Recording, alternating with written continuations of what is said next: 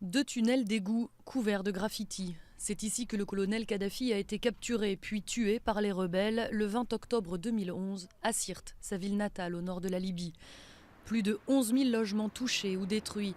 L'ancien joyau du régime a été la ville la plus dévastée par la guerre. Elle offre aujourd'hui un spectacle de désolation.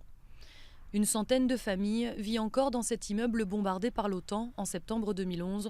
Au milieu des ruines, les habitants de Sirte estiment être punis pour leur soutien au dictateur déchu et volontairement oubliés par les nouvelles autorités. Nous n'avons rien vu venir, aucune aide de notre gouvernement pour résoudre les problèmes de la ville.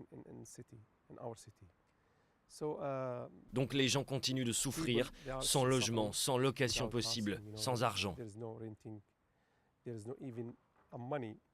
Amal et sa famille se sont provisoirement installés dans l'une des luxueuses villas autrefois réservées aux invités de haut rang de Mouammar Kadhafi. Mais cette solution est loin d'être idéale pour elle. Je voudrais une maison pour moi et mes enfants, un endroit qui serait à moi, qui serait ma propriété, où je n'aurais pas peur quotidiennement que quelqu'un débarque et nous mette dehors. Derrière ces façades délabrées, la vie reprend tout de même timidement. Des dizaines de magasins ont rouvert le long des principales artères commerciales. Mais les commerçants déplorent les affrontements incessants entre milices qui dissuadent les habitants de sortir le soir.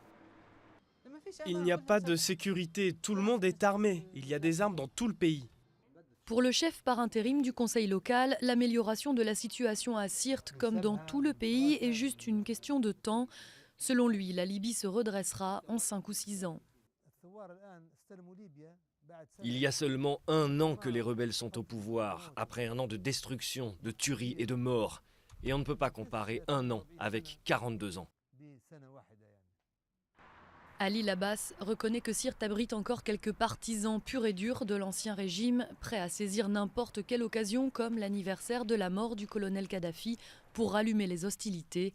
Mais il se dit convaincu que la raison l'emportera.